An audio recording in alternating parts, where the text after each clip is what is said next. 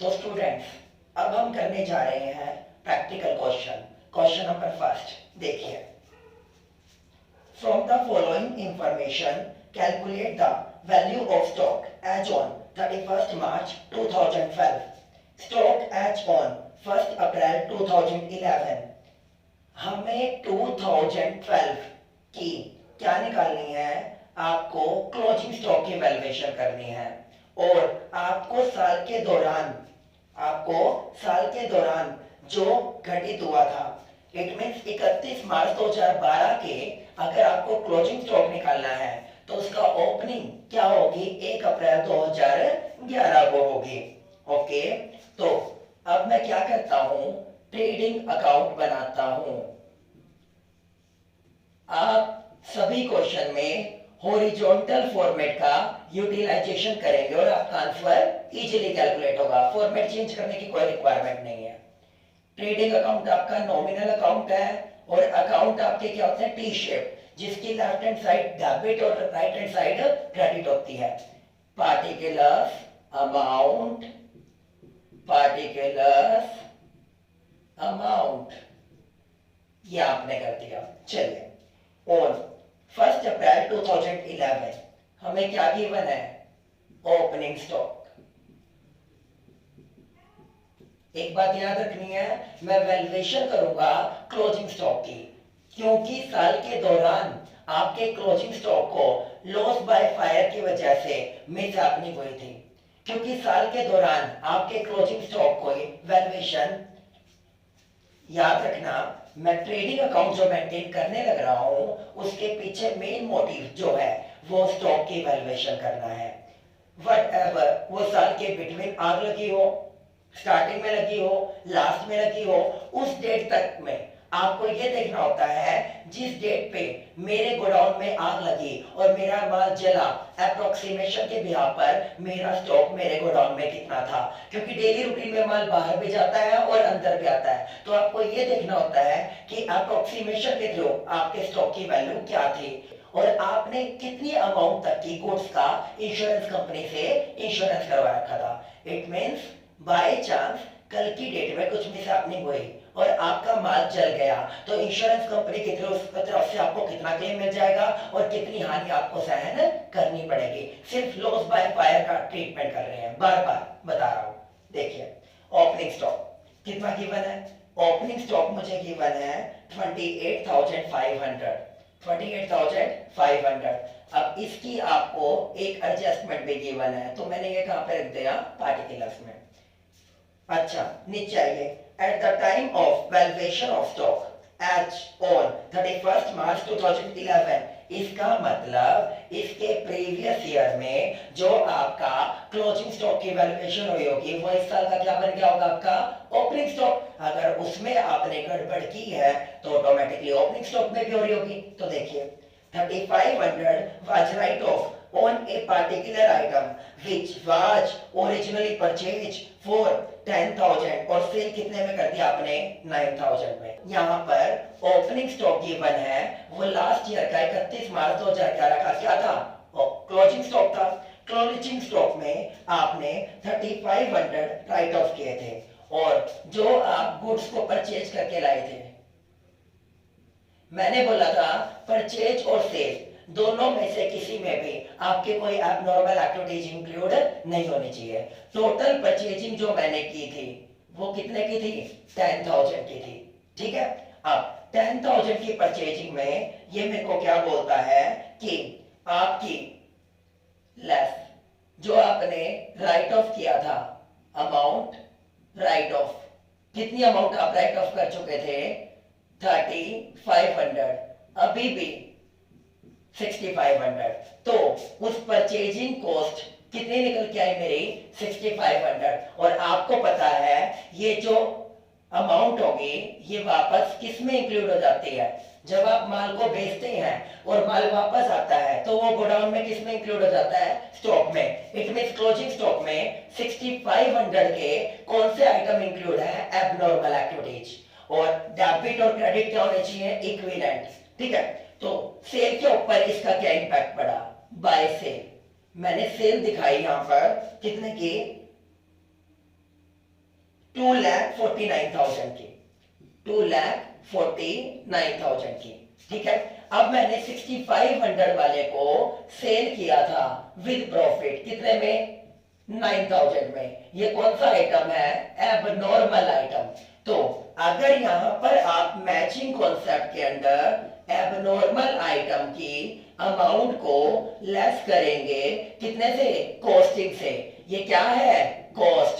वो क्या है? सेल विद प्रॉफिट चलती है, तो सेल में से भी आपको सिमिलर मैचिंग कॉन्सेप्ट को फॉलो करते हुए एबनॉर्मल आइटम को लेस करना पड़ेगा 9,000।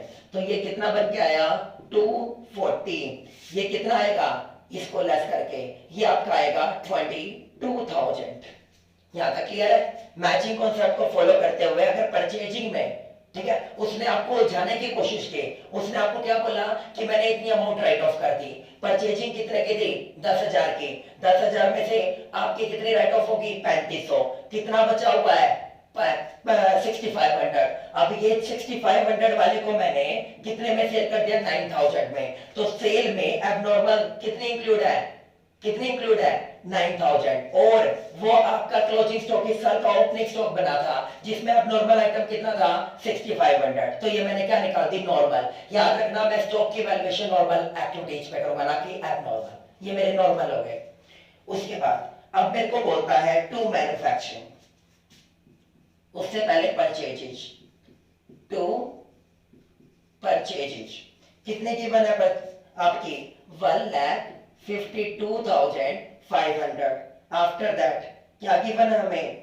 To manufacturing expenses, to manufacturing expenses कितने गिवन है? 30,000। ओके, आफ्टर दैट जो सेलिंग एक्सपेंसेस दिया है वो किसका पार्ट होता है? Indirect expenses. ट्रेडिंग अकाउंट किससे रिलेटेड होता है? All direct expenses and factory expenses से, मैन्युफैक्चरिंग कंसर्न से। आपका सेलिंग, माल के बनने के बाद उसकी प्रमोशन करवाना, प्रॉफिट एंड लॉस में जाएगा। फाइनेंशियल एक्सपेंसेस, जो इंटरेस्ट ऑन लोन दिया, फाइनेंस कॉस्ट दी, वो भी किसका पार्ट होता है? प्रॉफिट एंड लॉस अकाउंट का। ये भी कंसीडर नहीं होगा। सेल आप दिखा चुके हैं। मैं किसके लिए सब कुछ काम कर रहा था? क्लोजिंग स्टॉक की वैल्यूएशन। तो मैं क्या करता हूं? सॉरी, यहां पर आपको क्या निकालना पड़ेगा? Gross profit. तो मैं क्या करता हूं? ग्रॉस प्रॉफिट निकालता हूं, टोटलिंग। अब ग्रॉस प्रॉफिट किसके ऊपर गिवन होगा? अगर आपको कुछ भी गिवन ना हो तो सेल, और अगर कॉस्ट के ऊपर गिवन है तो आप इक्विवेलेंट टू क्या ले जाएंगे? सेल। मैंने टेबल आपको बताई हुई है। कितने परसेंट बोल रहा है gross profit? 20% on sale. Sale कितने की आपकी? 2,40,000। 2,40,000 का 20% to gross profit carry down कितना गया? 48,000। 48,000 ये करती है। अब ये करने के बाद आपकी टोटलिंग कितनी आती है? ये टोटलिंग आपकी आती है 78, 81 लाख, 2,52,500। अब 2,52,500 में से अगर 240 गए तो कितना बचा? 12,500। ये क्या निकल जाएगी? Balancing figure. किसके रिगार्डिंग? क्लोजिंग स्टॉक के regarding, by closing stock balancing figure. Okay, अब मुझे 12,500 का आपके स्टॉक का अमाउंट पता चल गई। It means value of stock मेरा कितना था at the date of fire date पे? कितने का था वो? 12,500 का। फर्स्ट वन में इसने सिर्फ एक पूछा था। अब चलिए क्वेश्चन नंबर सेकंड की तरफ। Question number second, Mr. P prepares account on 30th September each year, but on 31st December 2011, fire destroyed the greater part of his stock. Following information was collected from his stock. उसके stock से ये information निकलती है। Okay, stock आपको क्या दे दिया? 1 अक्टूबर का purchases दे दी, wages दे दी, sales दे दिया, ग्रॉस प्रॉफिट परसेंटेज दे दी। ठीक है जी, ये सारी इंफॉर्मेशन मुझे बोलता है एडिशनल इंफॉर्मेशन में stock at the beginning was calculated 10% less than total cost. तो हम क्या करते हैं? वर्किंग नोट के लिए ये बना देते हैं। ओके, आगे, a plant was installed by firm on worker, he was paid 500 which was included in a wages. Purchase includes the purchase of purchase includes the plant of purchase includes the purchase of plant for 5000. You are required to calculate the claim for loss of stock. It means आपके जो माल के आग लगी उस माल का कितनी actual valuation थी और आप कितनी अमाउंट तक के लिए क्लेम कर रहे हो उसके रिगार्डिंग बात करता है ये मेरे को। अच्छा जी, चलिए अब मुझे बोलता है कि इसने मुझे बोला कि मिस्टर ए प्रिपेयर कब करता है 30 सितंबर को, but on 31 December 2011 31 December 2011 fire occurred the greater part of his stock. आपके ग्रेटर पार्ट को क्या लगा दी, आग लगा दी।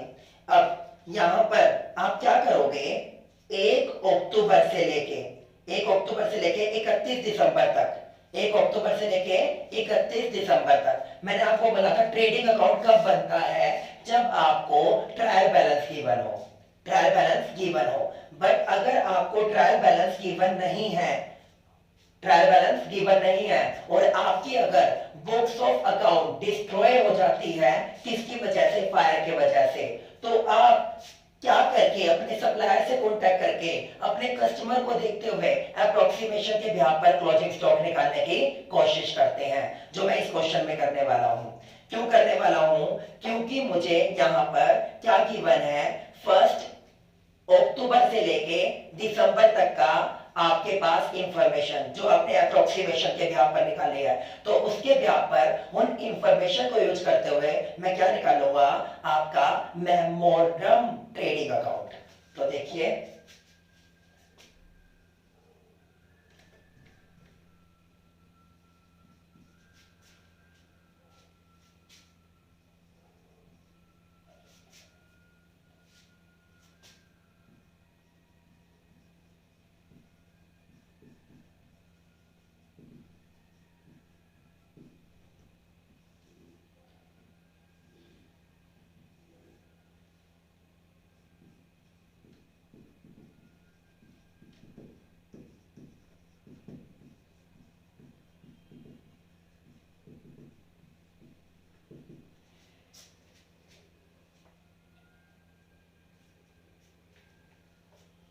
चलिए करते हैं स्टार्ट।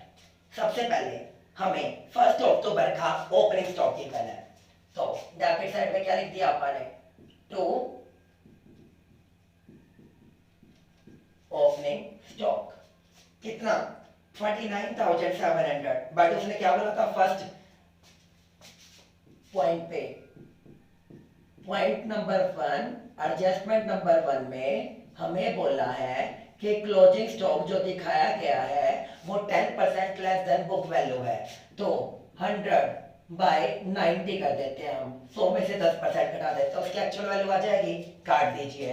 तो इसको काटने के बाद उसकी जो एक्चुअल वैल्यू आती है वो कितनी आती है, 33,000। तो ओपनिंग स्टॉक आपका कितना बनता है, 33,000।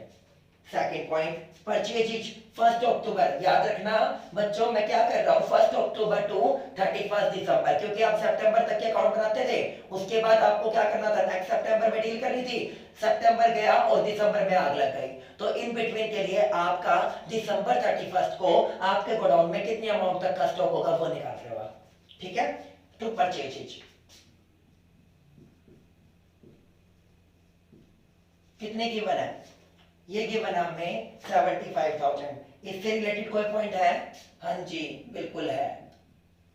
मेरे को क्या बोलता है कि आपने एक प्लांट परचेज किया था 5,000 का और वो परचेज में इंक्लूड है। परचेज वर्ड किसके लिए यूज होता है, गुड्स के लिए, माल के लिए। जो आप प्लांट खरीदोगे वो क्या होती है, आपकी कैपिटल एसेट्स, तो वो कहां पे जानी थी, बैलेंस शीट में, और मैंने कहां पे भेज दी, ट्रेडिंग में, तो गलत किया, तो इसे क्या कर देंगे आप, कैपिटल एसेट्स को लेस प्लांट परचेज।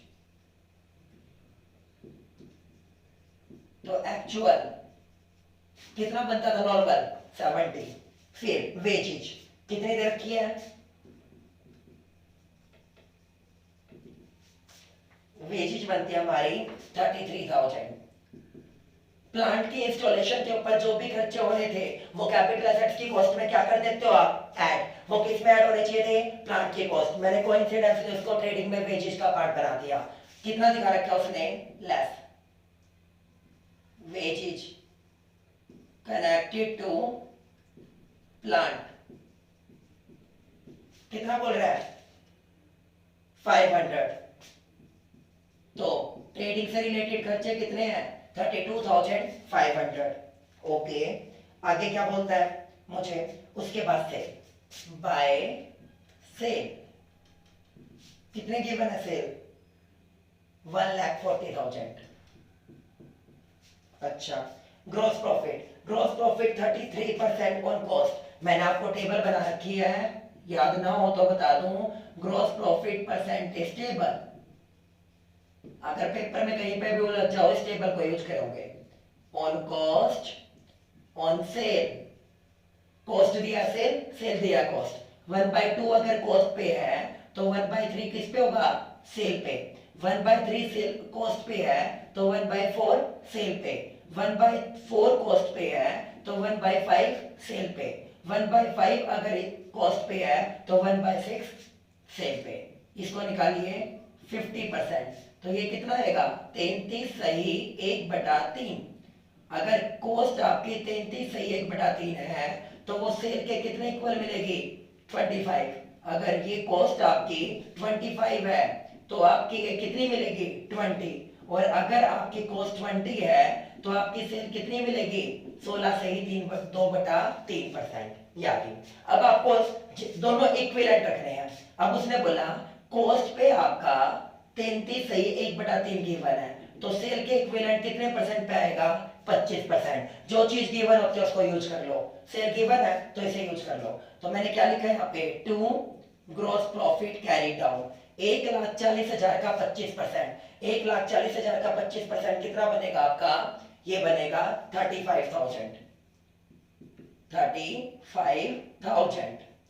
अब इसकी टोटलिंग करके हम क्या निकाल देंगे, क्लोजिंग स्टॉक, जो हमें निकालना था, क्लोजिंग स्टॉक बैलेंसिंग फिगर। ये टोटलिंग कितनी बनती है हमारी, 1,70,500।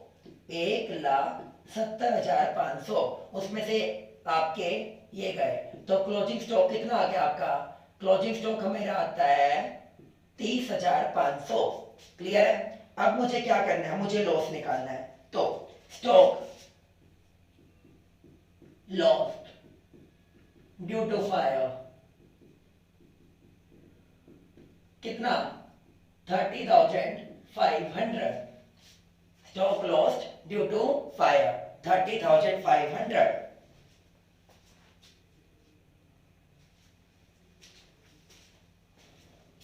इसमें से आपको कुछ भी स्क्रैप रिलाइज हुआ है उसे लेस कर दीजिए। आपको कितना स्क्रैप मिला, आपको स्क्रैप मिलता है 3,000 रुपए का, लेस साल्वेज वैल्यू।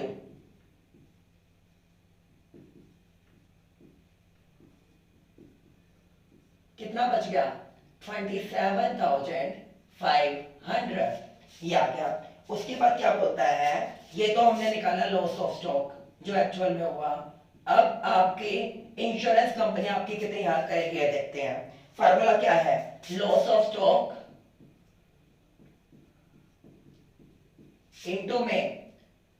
इनटू में एश्योर्ड वैल्यू अपॉन में total loss. Okay, loss of stock कितने का है, 27,500 का। अच्छा, आपने कितना बोला है, एश्योर्ड वैल्यू 25,000 की, कितने की, 25,000 की। और टोटल लॉस कितना बनता है आपका, 30,500 का। तो इंश्योरेंस कंपनी आपको कितना कंपनसेट करके देगी, 22,541।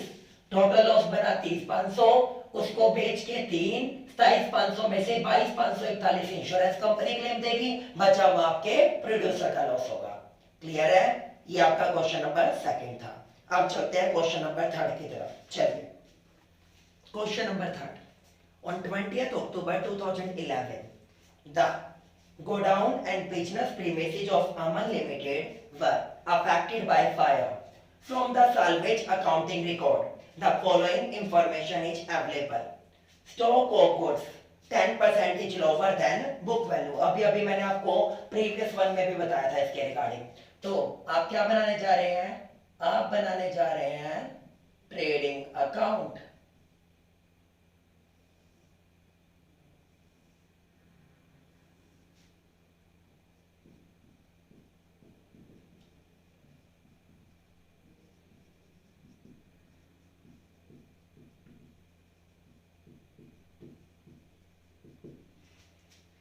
चलिए सबसे पहले ओपनिंग स्टॉक के रिगार्डिंग देखता है.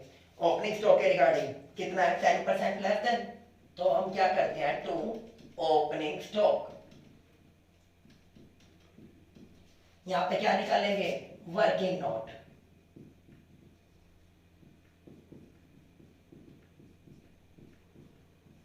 Calculation of opening stock. कितनी अमाउंट गिवन है आपको? 2,16,000 और टोटल वैल्यू 100. कितने परसेंट कम है? ये आपकी 10%, 19. देन 9 2 जा और 18 3 9 4 जा 2,40,000.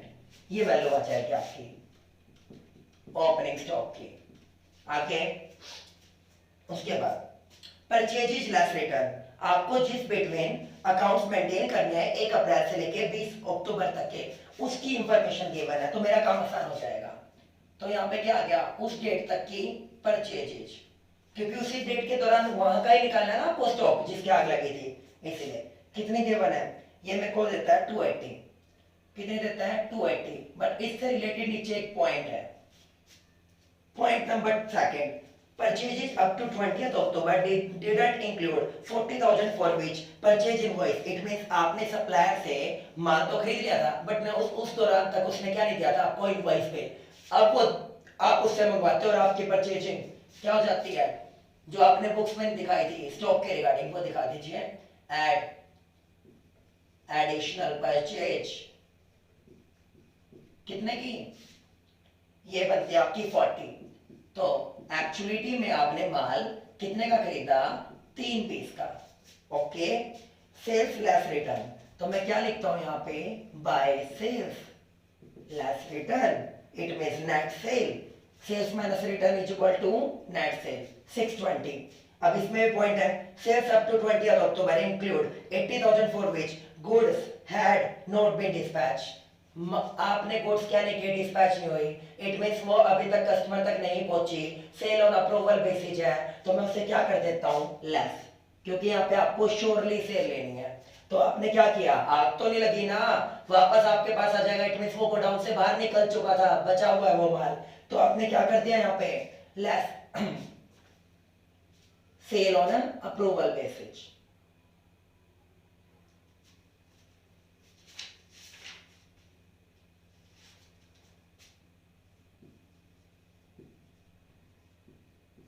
सेल ऑन अप्रूवल बेसिस कितना है? 80. तो कितना बच गया? 540. ओके. आगे ये सारे पॉइंट करने के बाद मेरे को बोलता है past record show the gross profit 25%. अगर पास्ट के ब्याह पर आपको कोई और तो इस साल का तो कोई इंफॉर्मेशन गिवन नहीं है, तो पास्ट ईयर में जितने ग्रॉस प्रॉफिट हुए उसी को बेस मानते हुए इस साल के क्या निकालता हूं? Gross profit. To gross profit carry down किसके ऊपर? सेल के ऊपर. 540 का 25%. ये बनेगा आपका 1,35,000. 1,35,000. अच्छा. द वैल्यू ऑफ गुड साल्वेट ये बाद में देखेंगे, इंश्योरेंस बाद में देखेंगे. तो इसके हेल्प से क्या निकाल दूंगा मैं? बैलेंसिंग फिगर क्लोजिंग स्टॉक की. कितनी निकल के आती है वो आपकी? क्लोजिंग स्टॉक की बैलेंसिंग फिगर ये निकल के आती है आपकी by closing stock balancing figure. ये निकल के आती है आपकी 1,55,000. ओके. अब हम क्या बात करते हैं? Stock on date of fire. आग लगने वाली डेट में कितने का था? 1,55,000, 1,55,000। साल्वेज वैल्यू कितनी मिल गई? लेस साल्वेज वैल्यू कितनी मिल गई? 31,155। ये कितना बच गया आपका? 124। Loss of stock, loss of stock 124। आगे क्या बोलता है उसके बाद मेरे को? इंश्योरेंस कंपनी से कितने का इंश्योरेंस करवा रखा है? 1 लाख का। तो मैं क्या करता हूं? Claim received is equal to loss of stock into में एश्योर्ड वैल्यू अपॉन में total loss. Loss of stock कितना है? 124। इंश्योरेंस कितने का था? 1 लाख का। टोटल लॉस कितना बनता है आपका? 155। इसके बिहार पर अगर आप देख के चलो तो इंश्योरेंस कंपनी आपको कितना पे कर देगी? 80,000। कितना? 80। 120 में से इंश्योरेंस कंपनी आपको 80 दे देगी, बचेगा आपको लॉस बियर करना पड़ेगा। अब हम चलते हैं क्वेश्चन नंबर 4 की तरफ। Question number 4। On 12 June 2012, fire occurred in the premises of N.R. Patel, a paper merchant. Most of the stock were destroyed. Cost of stock salvaged being 11,200 का आपको स्क्रैप से मिल जाएगा. In addition, some stock was salvaged in a damaged condition and its value in that condition was agreed. 11,500 यहाँ से बिल्कुल ही damage था but वो भी बिकेगा तो कितने मिल जाएंगे? 10,500। आपकी कॉस्ट को कम कर देंगे। His stock at the close of 31st December 2011 कितने का था? 83,500। यानी 1 जनवरी 2012 का क्या बन जाएगा? वो ओपनिंग स्टॉक। बेटा हॉरिजॉन्टल फॉर्मेट ही चलने देना, इसकी तरह बार बार बदलने की कोई जरूरत नहीं आपको। आपका आंसर क्या रहेगा? करेक्ट।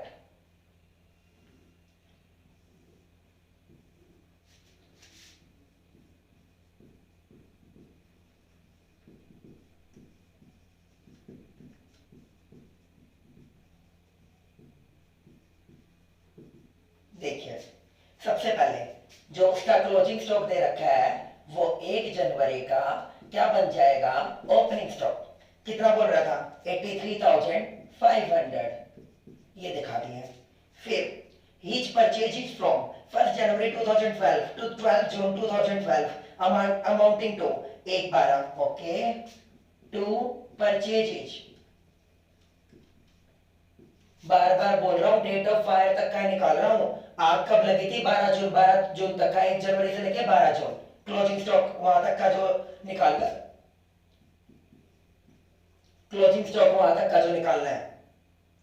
अच्छा, उसके बाद आगे बोलता है सेल 154 की। तो क्रेडिट साइड में क्या लिख दिया हमने? By sale. कितना आ गया? 154। अच्छा, फिर मुझे बताता है कि ग्रॉस प्रॉफिट 30% है किसके ऊपर? सेल के ऊपर। पिछले 3 सालों से चल रहा है, इस साल भी होता होगा। तो मैंने क्या किया? इसका 30% निकाल दिया। तो क्या निकल गया? To gross profit carry down 154 का 30%, 15 × 45, 46,200। कितना आ जाता है ये? 46,200। तो ये कर दिया मैंने। तो ये करने के बाद आपको क्या निकालना है? टोटल करके closing stock by closing stock balancing figure. Okay, total किया हमने। अब हम इसका टोटल करते हैं। ये टोटल करके कितना आया? 3 और 2 5, 5 और 6 11। ये बना 2,41,700। अब हमने क्या किया? 2,41,700 माइनस में 154। ओके, ये आ गया 87,700। क्लियर? अब हम क्या निकालते हैं? लॉस ऑफ स्टॉक निकाल रहे हैं। तो क्लोजिंग स्टॉक